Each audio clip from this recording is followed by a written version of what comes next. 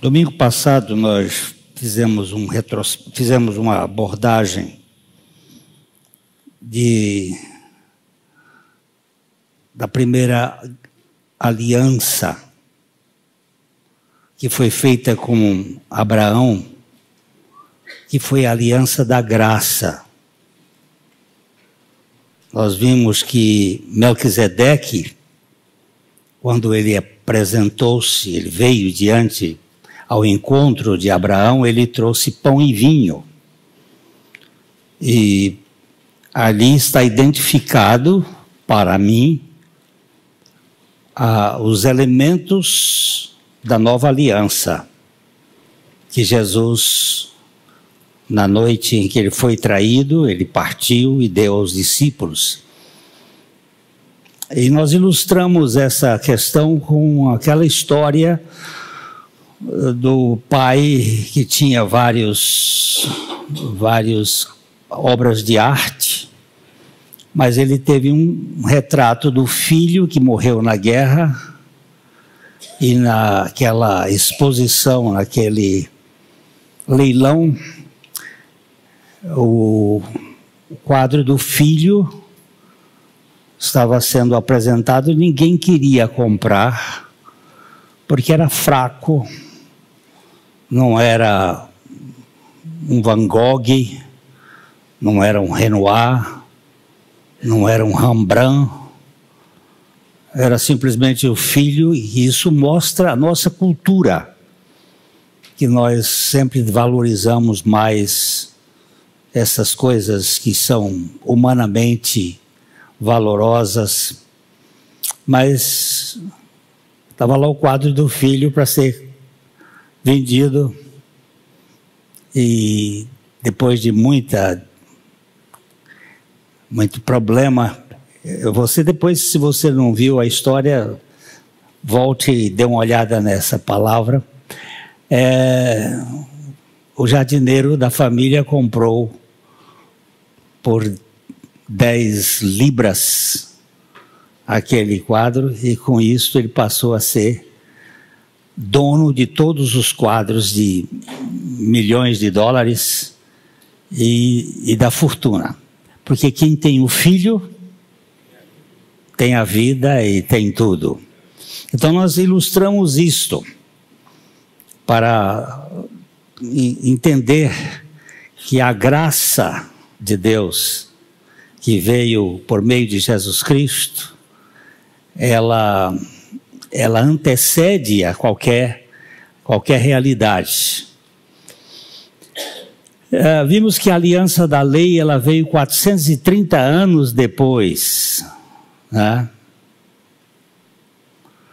Depois, nós temos que entender que a graça ela é muito maior e muito mais ampla, mas ela não é muito bem recebida por nós. Eu quero apenas acrescentar que a aliança da lei foi dada por causa da rebeldia do povo. Nós temos no livro de Números, no capítulo 33, não precisa ir agora, mas se você for daquelas pessoas que têm curiosidade com a palavra de Deus para ver, ali nós temos 42 paradas. O povo de Israel saindo de Ramsés, em Gósen, e chegando lá, na última parada em Moabe, ele parou 42 vezes. E é muito interessante também que de Abraão até Jesus tem 42 gerações, segundo Mateus. E esses 42 paradas, elas são bem interessantes. A primeira foi Sucote, depois Etã, depois eles vão Pirairote, e são aquelas paradas até Refidim. São 10 paradas. Essas 10, Deus age por graça. totalmente graça. Quando o povo tinha um problema, Deus resolvia por graça. Mas a partir da 11ª parada, que é Sinai, onde se recebe a lei, entra a obediência como resultado.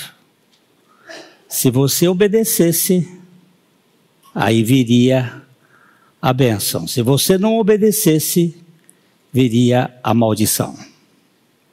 Então, até a 10ª parada é graça, é Deus fazendo, é Deus dando. Fizemos a definição clássica que eu gosto de graça. Deus dando e fazendo tudo a quem nada merece, nem tem condições de merecer.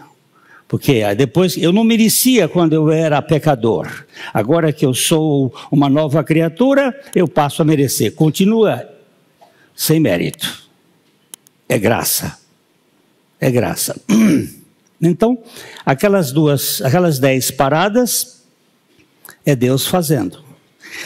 Depois que o povo viu o episódio do Sinai, fogo, trovões, relâmpagos, terremotos, ele se apavorou e ele disse para Moisés: ó Moisés, você vai falar com Deus e tudo que Deus disser, nós faremos. Mas nós não vamos lá. E Deus diz: eu escutei a voz quando eles falaram com você, e eles falaram bem. Mas quem dera, porque eles disseram, tudo quanto Deus falar, nós faremos. E Deus diz: quem dera que eles tivessem coração, que me temesse, e fizesse tudo quanto eu lhes ordeno. Então, para que serve a lei? Nós vamos trabalhar exatamente esse assunto aqui, não é? A primeira aliança, ela veio para abençoar Abraão e a sua descendência. A aliança da lei veio para revelar a rebeldia do incrédulo pecador. Porque a gente acha que tem condições de obedecer à lei. Existe até um teólogo chamado Pelágio, que ele admite que o pecador tem condições. Aliás, ele não chama o homem de pecador, mas que os seres humanos têm condições de obedecer à lei. Essa teologia de Pelágio é a arrogância mais profunda do ser humano. E então nós temos a primeira aliança da graça para abençoar, a segunda aliança, a aliança da lei para revelar a rebeldia do incrédulo, e finalmente veio a aliança permanente da graça para salvar os eleitos da condenação do pecado, para libertar os filhos de Deus do poder do pecado e para remover os santos da presença do pecado. Isso aqui é sobrenatural, é grande demais. Então nós vamos ler o texto de Hebreus capítulo 7, 11 a 19.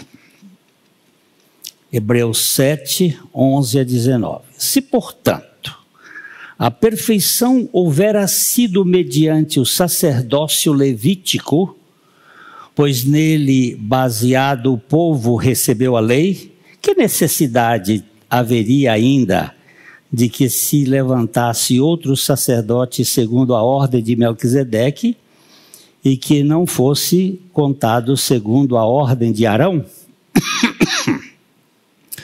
Pois quando se muda o sacerdócio, necessariamente há também de mudar a lei. Porque aquele de quem são ditas estas coisas pertence a outra tribo da qual ninguém prestou serviço ao altar. Pois é evidente que nosso Senhor procedeu da tribo de Judá, a tribo da qual Moisés nunca atribuiu sacerdotes. E isto é ainda muito mais evidente quanto à semelhança de Melquisedeque, se levanta outro sacerdote, constituindo, não conforme a lei de mandamento carnal, mas segundo o poder da vida indissolúvel. Porquanto se testifica, tu és sacerdote para sempre, segundo a ordem de Melquisedeque. Portanto, por um lado, se revoga a anterior ordenança por causa da sua fraqueza e inutilidade, pois a lei nunca aperfeiçoou coisa alguma. E por outro lado, se introduz esperança superior pela qual nos chegamos a Deus, nosso Pai.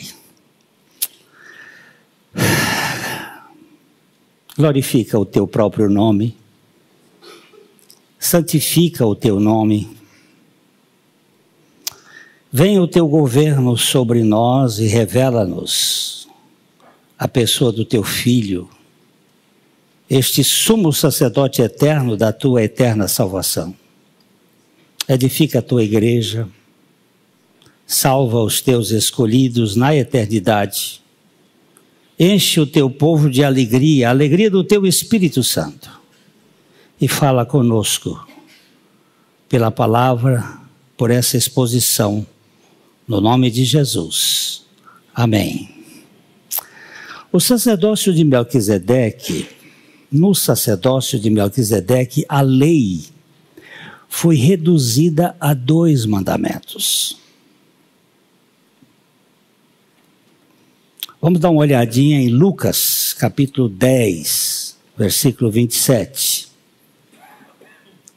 Nós temos aqui a síntese da lei. Hoje o Tiago, pela manhã, fez uma exposição muito preciosa,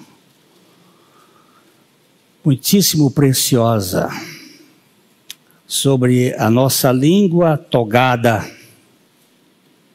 como ela chega ao ponto de ir contra a lei, a régia, quando nós fofocamos, quando nós falamos contra o irmão. E aqui nós temos uma redução. A isto respondeu: amarás o Senhor teu Deus de todo o teu coração, de toda a tua alma, de todas as tuas forças e de todo o teu entendimento. E amarás o teu próximo como a ti mesmo. Aqui nesse versículo nós temos um café. Nós temos que tomar esse café. Coração, alma, força e entendimento. Para você gravar. Não é? Amarás o Senhor teu Deus de todo o teu coração. C. Com todo o teu, de toda a tua alma. A. Com todas as tuas forças. E com todo o teu entendimento. Pelo menos em português, na língua portuguesa dá. Em outras línguas não dá. Mas em português dá esse café. E ao teu próximo como a ti mesmo. Esta é a lei. Esta é a lei. O apóstolo sintetiza ainda mais dizendo em Romanos capítulo 13, 10, ele diz: o amor não pratica o mal contra o próximo, de sorte que o cumprimento da lei é o amor. Eu gosto muito de um pensamento de Santo Agostinho, que foi o teólogo que rebateu Pelágio, e rebateu de modo muito bem rebatido, uma apologética perfeita. Ele diz o seguinte: ama e faz o que quiseres. Olha que frase. Ama e faz o que quiseres. Se calares, calarás com amor. Se Se gritares, gritarás com amor. Se corrigires, corrigirás com amor. Se perdoares, perdoarás com amor. Se tiveres o amor enraizado em ti, nenhuma coisa, senão o amor, serão os teus frutos. Ó. 10 mandamentos. 4 são verticais. 6 são horizontais. Jesus reduziu isso a 2. Amarás o Senhor teu Deus de todo o teu coração, de toda a tua alma, de todas as tuas forças, de todo o teu entendimento. E amarás o teu próximo como a ti mesmo. Ponto.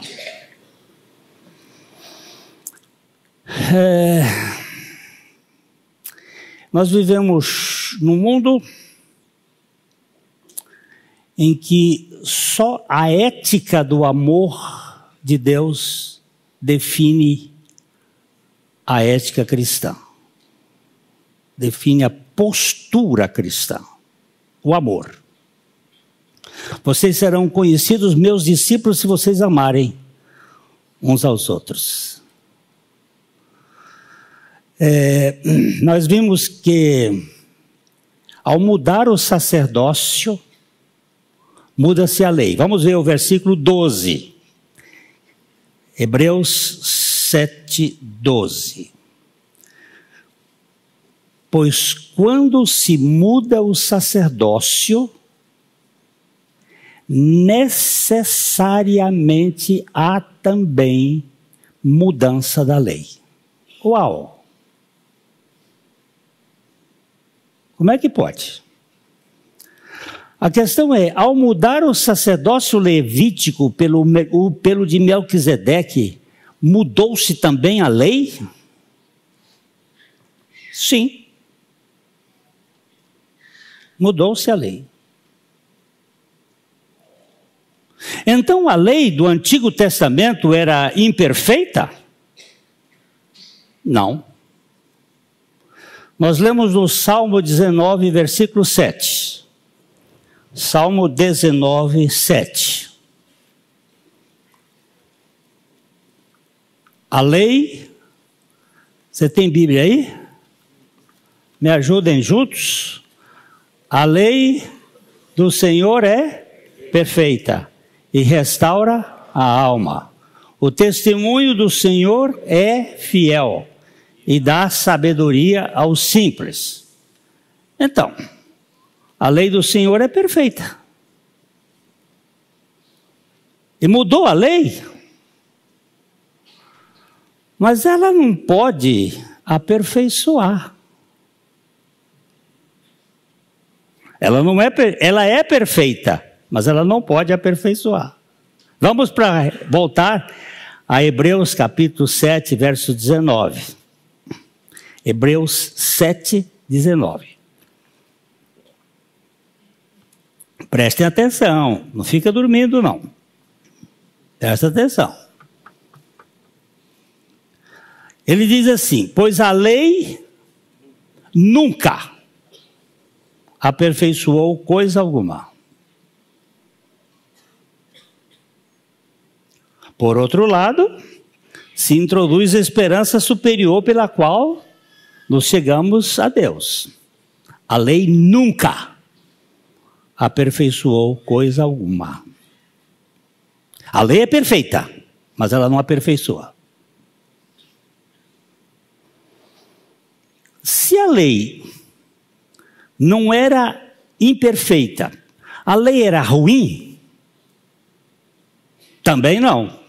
Vamos para Romanos capítulo 7, versículo 12. Romanos 7, 12.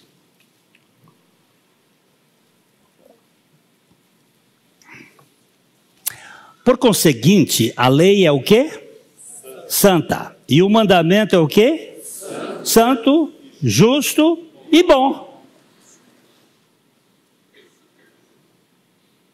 Mas a lei nunca aperfeiçoou ninguém. E nem aperfeiçoa. Isso é complicado. Por que então a lei tem que ser mudada? Se ela não é má, se ela não é injusta, e se ela não é imperfeita, por que ela tem que ser mudada? Porque mesmo sendo santa, boa e justa, nunca conseguiu aperfeiçoar aquele que a tenta obedecer. Na verdade, a lei é apenas um diagnóstico para mostrar a gravidade do pecado. Eu sofri alguns problemas de saúde por aí e fiz alguns exames. Esses exames não me trataram, esses exames permitiram que o médico soubesse onde estava os meus problemas. E Paulo diz em Romanos, no capítulo 5, no versículo 20,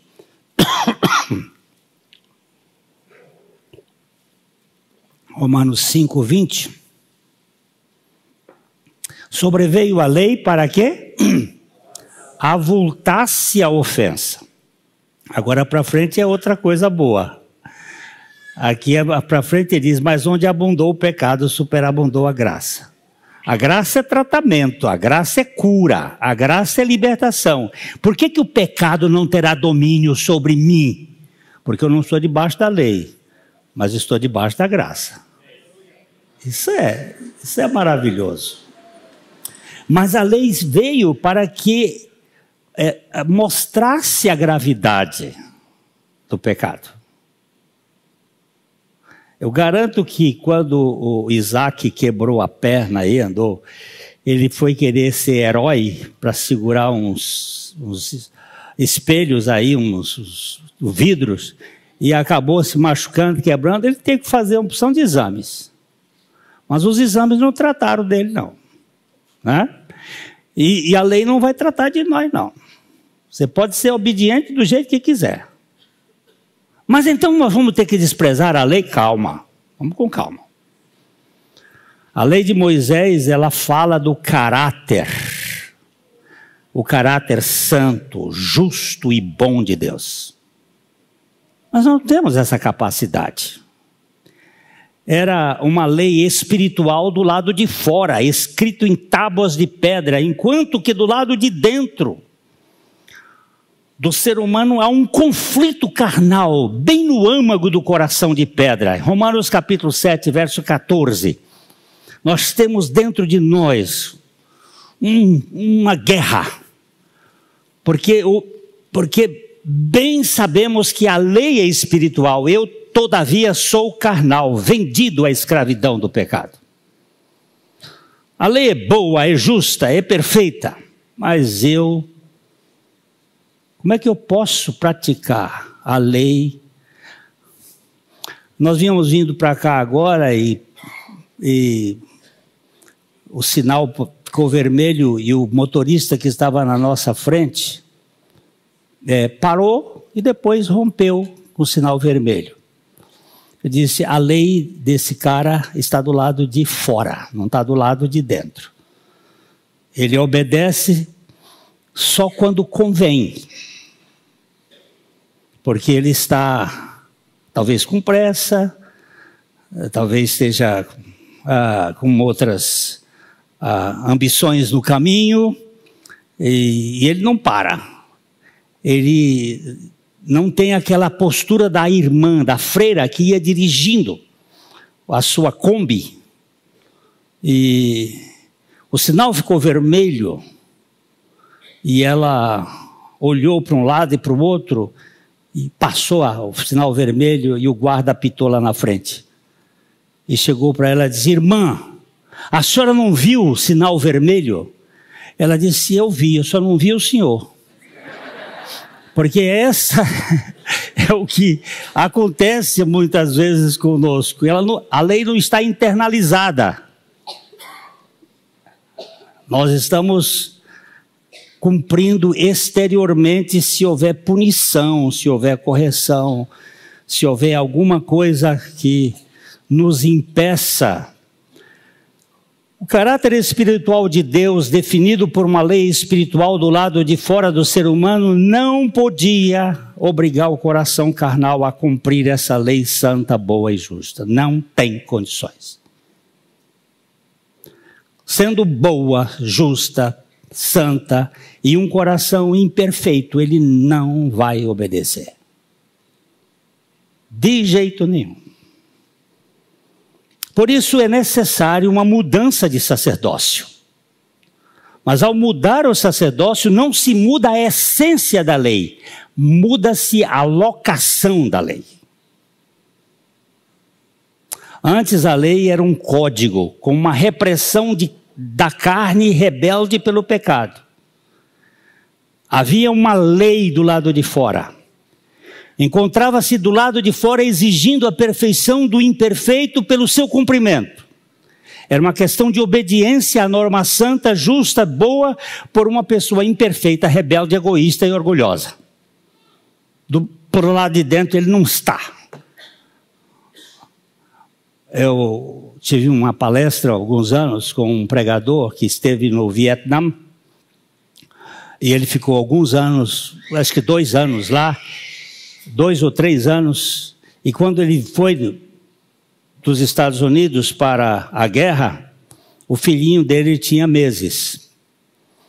E quando ele voltou da guerra, ele já tinha uns 3, 4 anos. E as meninas agarraram com o pai, e o menino, quem é esse estranho que chegou aqui em casa? Ele não conhecia o pai, nem por retratos, porque naquela ocasião não tinha essa porcaria para mandar retrato, porque hoje diz mandar foto, né? Eu digo retrato, que é mais bonito. Aí ele começou, as meninas, papai, e ele começou a mostrar a sua força de rebeldia. E ele conta que houve um momento em que ele estava afrontando a autoridade do pai que tinha chegado naquele dia. Ele ficou em pé da cadeira da mesa e começou a saltitar, e o pai disse, vamos botar o nome aqui, Júnior, sente-se. Ele olhou para a mãe, olhou para as irmãs, como quem diz assim, quem é você para me mandar sentar? Aí aí ele disse, sente-se. A autoridade da voz mais robusta. E ele tornou a rebeldia, e na terceira vez ele disse, sente-se. Ele disse, eu sento por fora, mas por dentro eu fico em pé. Porque essa é a nossa natureza. Eu sento por fora, mas por dentro eu fico em pé. Agora é outra coisa. A lei não pode ficar do lado de fora. A lei tem que passar para o lado de dentro. O processo é outro. Deus se fez carne para, através da carne, condenar o pecado na carne. O texto que eu acho mais precioso para entender essa questão é Romanos capítulo 8, versos 3 e 4.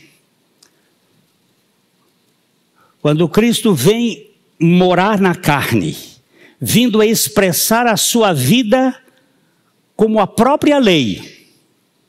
Não é uma lei negativa ou repressora para a carne rebelde. É a lei da liberdade positiva, movida pelo amor expresso pela vida de Cristo.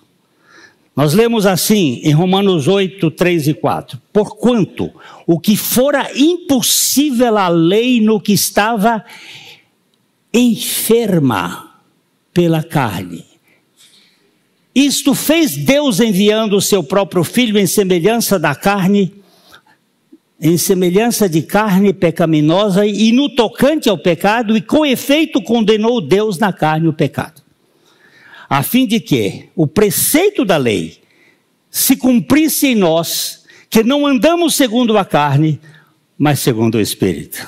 Isso aqui, isso é tremendo.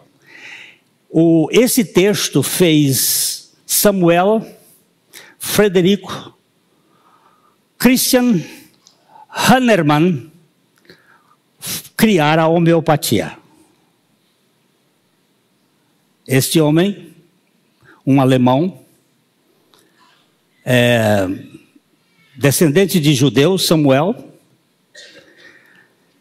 estava na Áustria, o rei, o imperador, o rei da Áustria era Frederico.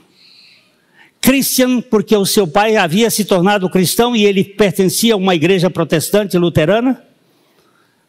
E Hahnemann, o nome da família, ele conheceu a homeopatia pelo princípio similis similibus curandum.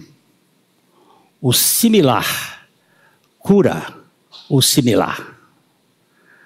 Nós pegamos o veneno da cobra, enfiamos num cavalo, tiramos o soro e injetamos na pessoa picada pela serpente. É o princípio da similitude. Deus se fez carne para que na carne ele pudesse destruir o poder do pecado na carne e pela sua vida indissolúvel ele nos dê a condição da prática da lei, não por algo externo, mas por algo interno. Isto é de tirar o chapéu. É maravilhoso.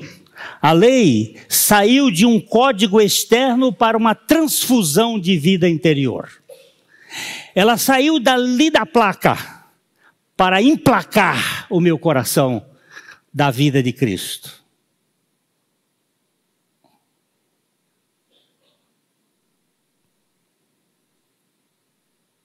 Saiu de uma norma lá de fora para a normalidade da vida divina lá de dentro. Primeiro, foi preciso um sacrifício da carne feito pelo próprio Deus, isto é, Cristo encarnado no Jesus histórico, para poder aperfeiçoar-nos de uma vez por todas através dele mesmo. A perfeição é comunicada por meio da vida de Cristo Jesus. Vamos ler Hebreus capítulo 10, versículos 12 e 14.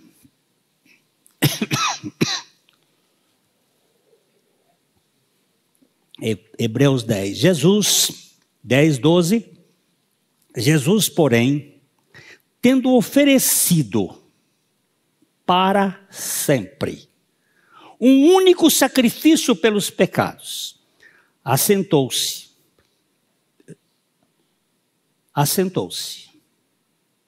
à destra de Deus, aguardando daí em diante até que os seus inimigos sejam postos por estrados dos seus pés.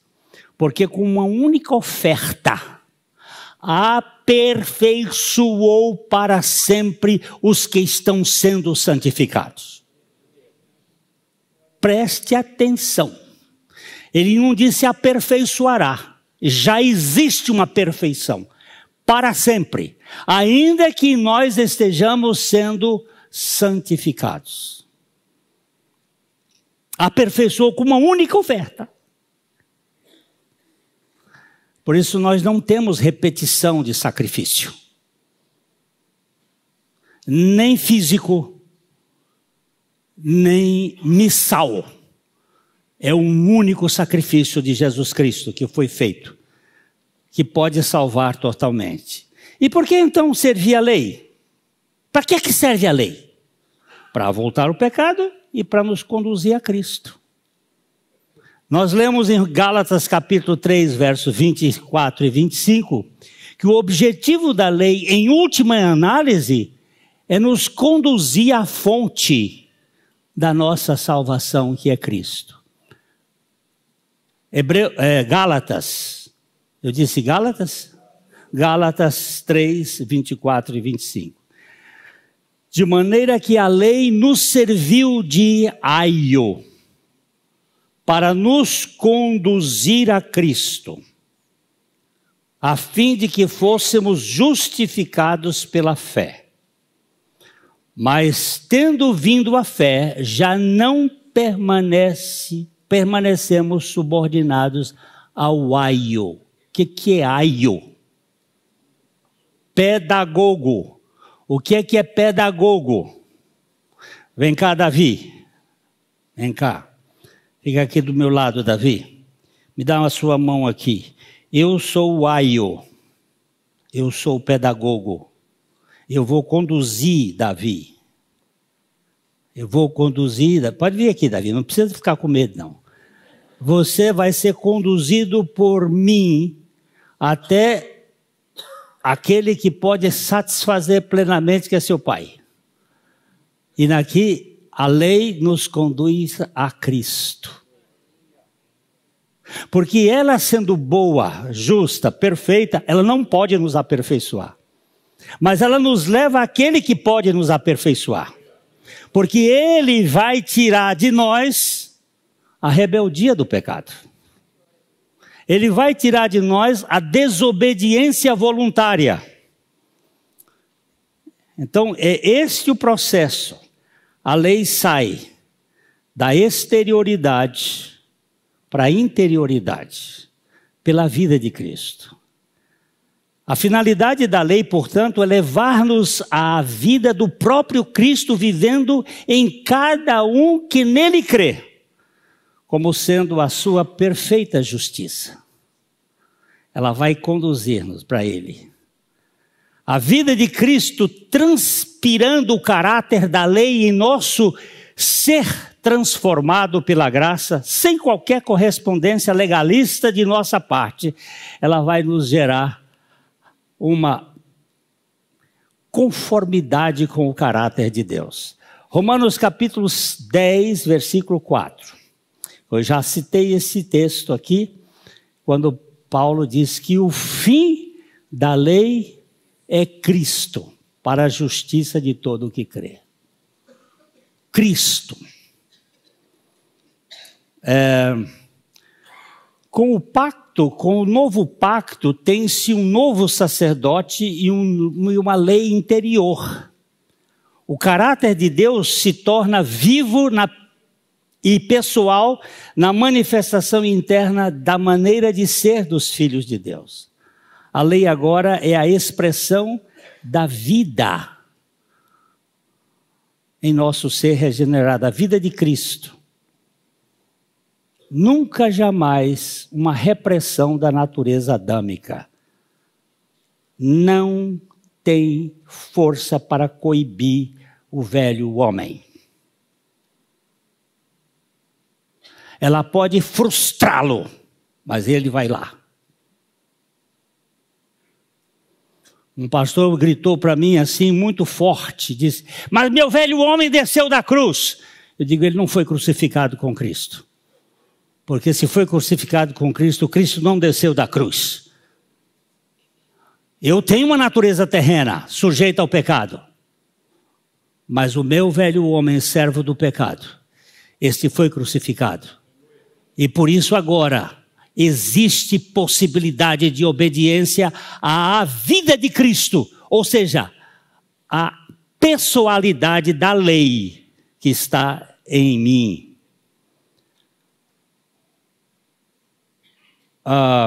Vamos dar uma olhada aqui em Hebreus capítulo 10, versículos 16 e 17. Hebreus 10, 16 e 17. Esta é a aliança que farei com eles depois daqueles dias, diz o Senhor. Porei no seu coração as minhas leis, e sobre a sua mente as escreverei. E acrescenta, também de nenhum modo me lembrarei dos seus pecados e das suas iniquidades para sempre. Ora, onde há remissão destes, não há oferta pelo pecado.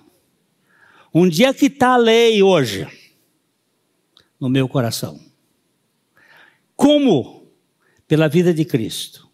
O não matarás, o não furtarás, o não adulterarás, o não cobiçarás, o não dirás falsos testemunhos. Todos esses mandamentos se converteram em amarás o teu próximo como a ti mesmo. Tim-Tim-Bow. Quem é Tim-Tim-Bow? Alguém sabe? Alguém aqui sabe quem é Tim-Tim-Bow? Ali tem um menino que sabe. Um grande jogador de futebol americano. Menino lindo. Pensa num rapaz bonito. Foi top na liga de futebol americano. Filho de pastor, de médico, missionário e a mãe médica na África. Esse moço tomou as manchetes nos Estados Unidos aí há uns 10 anos atrás. Ele pintava aqui o olho de preto, como todo jogador de futebol, e ele botava aqui JN, John 3:16. João 3,16. Aqui e aqui.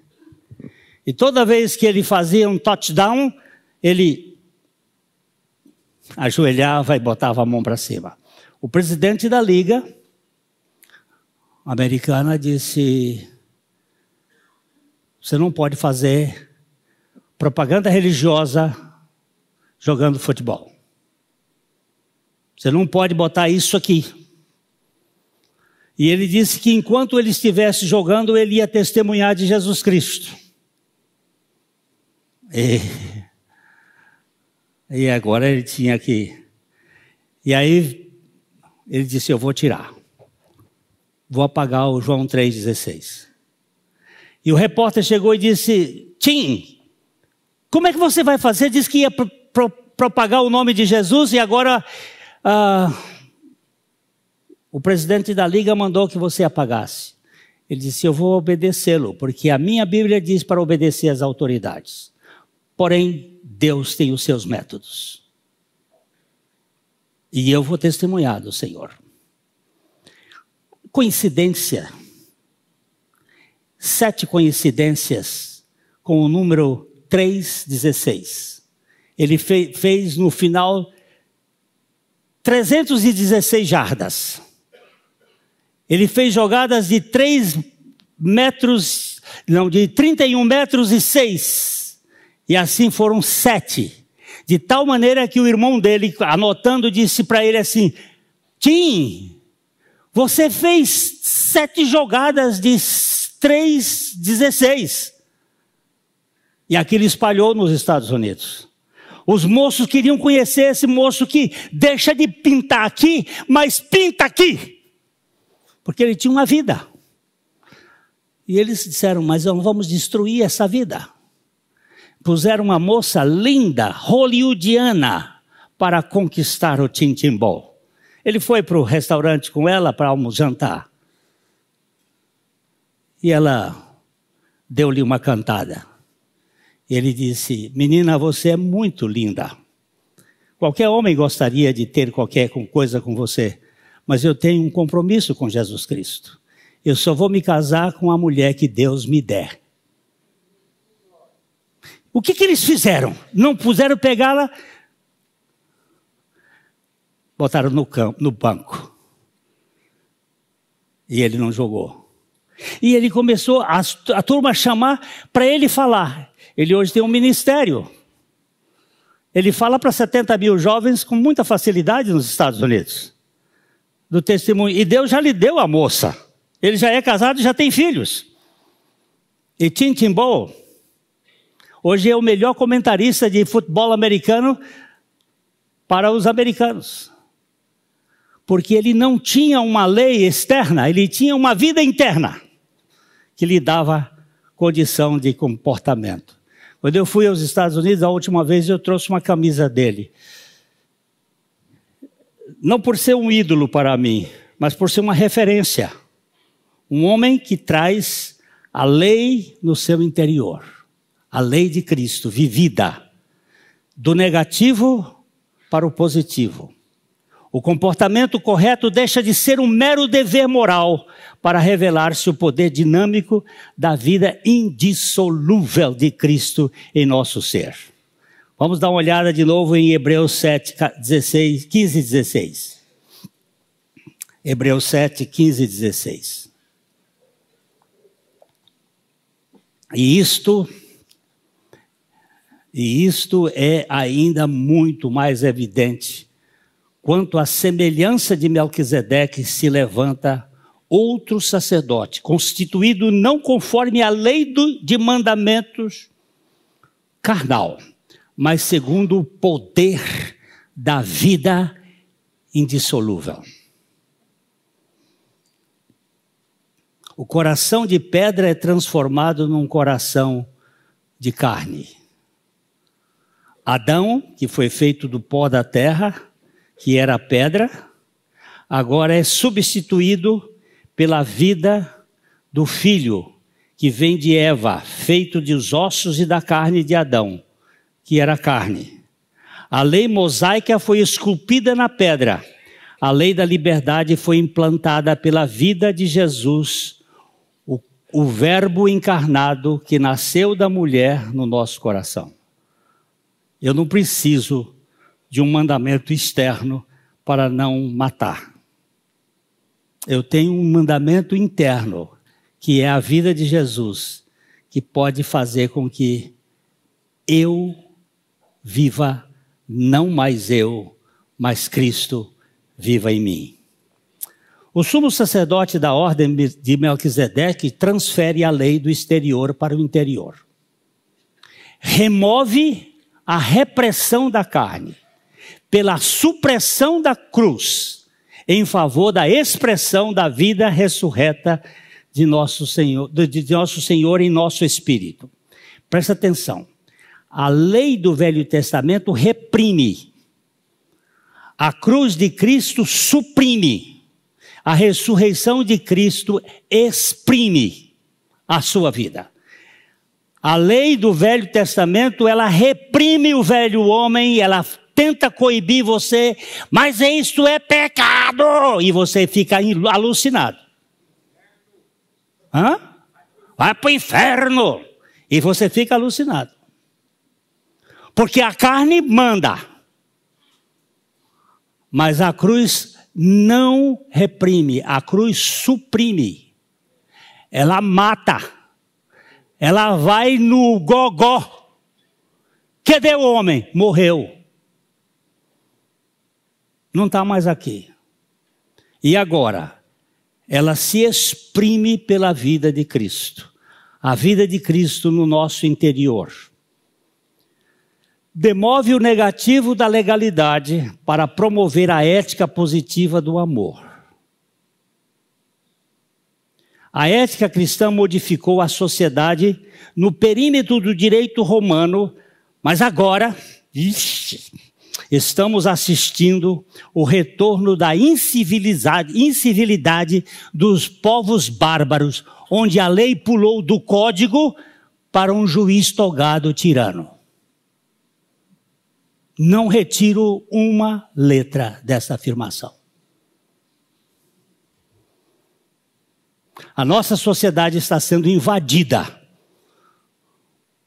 pela barbaridade, pelo barbarismo da anarquia moral, porque falta a vida de Cristo no interior e na cultura da sociedade.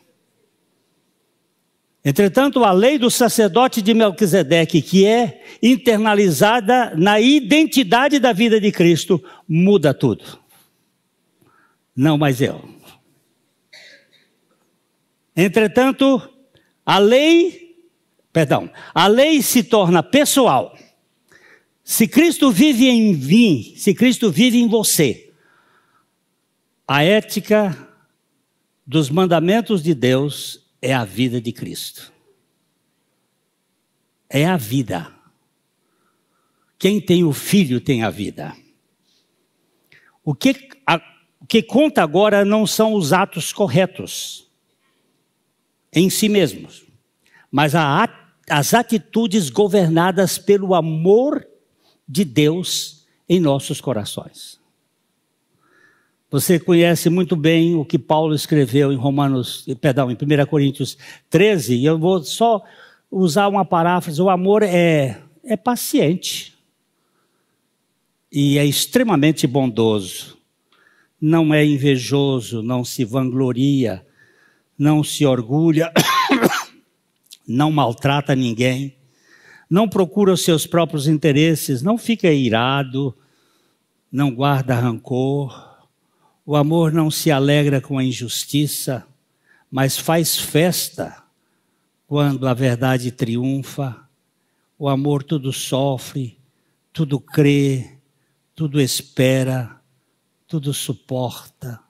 O amor nunca evapora, nunca sai do coração de fininho. Ele é permanente, ele é eterno. A fé e a esperança têm tempo de validade, mas o amor é eterno. E ele não está do lado de fora, ele está do lado de dentro. Eu queria perguntar àquele moço que atirou no Trump, o que lhe move? O que move o seu coração?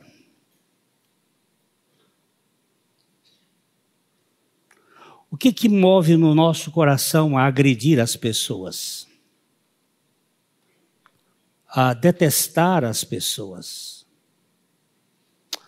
A lei no sacerdócio de Melquisedeque, ela se torna uma expressão da vida de Cristo em nós.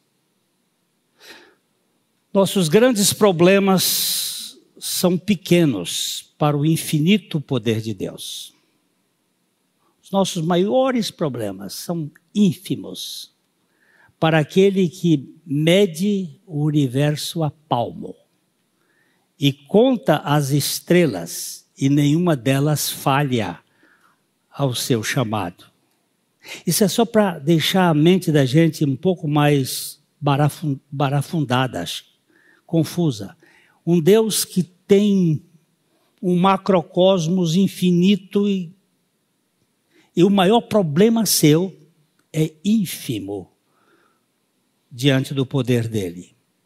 Mas os nossos pequenos problemas são grandes para o seu grande amor, amor de Pai. Portanto, eu concordo com Donald Gray Bornhouse. Minha vida só terá sentido quando a vida de Cristo, encarnando o amor no meu interior, me faz um praticante da lei. Não é não adulterarás, Glênio.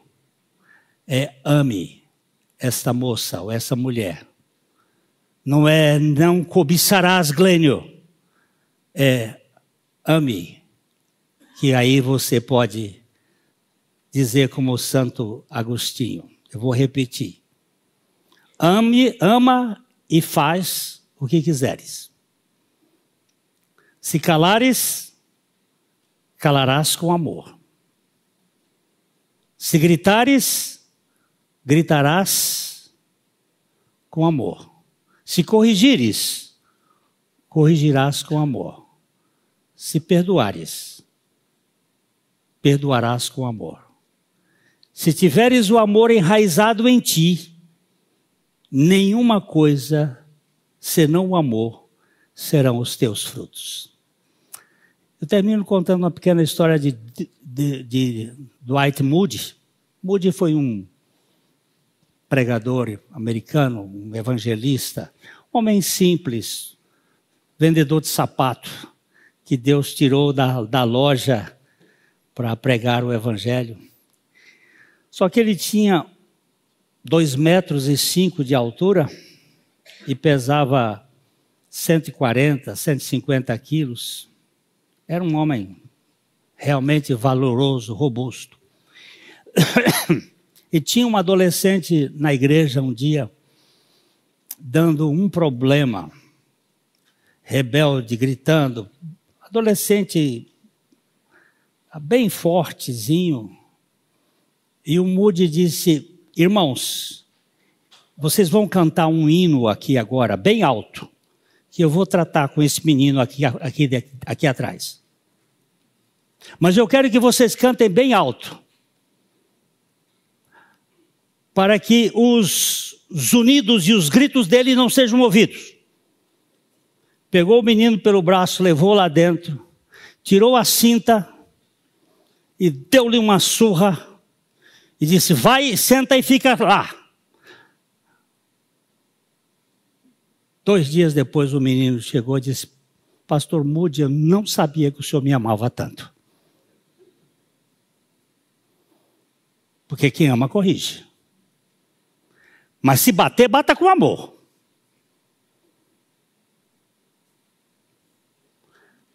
Hoje nós estamos numa cultura que diz que é amor e as pessoas estão sem saber para onde vão. Mas o sacerdócio de Melquisedeque vem ficar aqui dentro. Ama e faz o que quiser. Que Deus nos dê graça a sair dessa cultura falsa, fake, mentirosa, politicamente correta e totalmente incorreta, que está levando ao caos a sociedade.